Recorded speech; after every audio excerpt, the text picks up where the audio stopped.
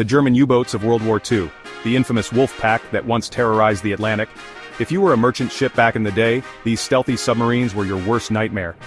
But how did the mighty Wolfpack rise, and more importantly, why did it eventually fizzle out like a badly planned dinner party? Let's dive in. The story begins after World War I, when Germany, licking its wounds, was slapped with restrictions on its military. The German Navy shrunk down to a fraction of Britain's Royal Navy. So when surface ships were off the table, Germany thought, all right then, time to go underwater. Enter the U-boat force. Thanks to a guy named Karl Donitz, yes, the man who'd later briefly lead Nazi Germany, the U-boats didn't just roam alone anymore. Instead, they hunted in coordinated packs, much like actual wolves. And the strategy? Brilliant. The submarines would stalk convoys by night, attack from multiple angles, and send Allied ships to a watery grave.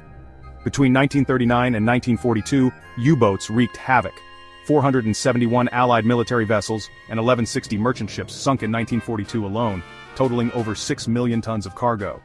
Ouch. The Brits at first relied on old-school anti-submarine tactics, which worked about as well as bringing a slingshot to a tank battle. But here's where the tables turned. The Allies weren't just sitting around sipping tea, they adapted. They cracked German naval codes, deployed aircraft carriers for anti-submarine warfare, and built faster, deadlier escort ships. The worst part for the U-boats? The Allies had radar, meaning their sneaky underwater hide-and-seek game was officially over. The turning point came when the Allies went full beast mode. They lured the U-boats into traps, used airborne patrols, and overwhelmed them with depth charges. By mid-1943, the once-feared Wolfpack was getting picked off like slow gazelles in a lion-infested savanna. The hunters had become the hunted. And yet, despite all this, Germany made some, let's say, interesting strategic decisions.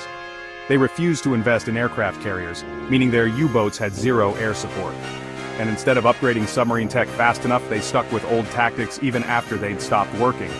By the war's end, the Wolfpack was reduced to lone, desperate survivors, barely making a dent in Allied supply lines.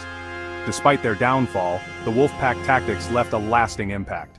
Modern navies, including those in later conflicts like the Gulf War, adapted elements of the strategy. But as history proved, technology and adaptability win wars, not just sneaky tactics. Stay curious, folks.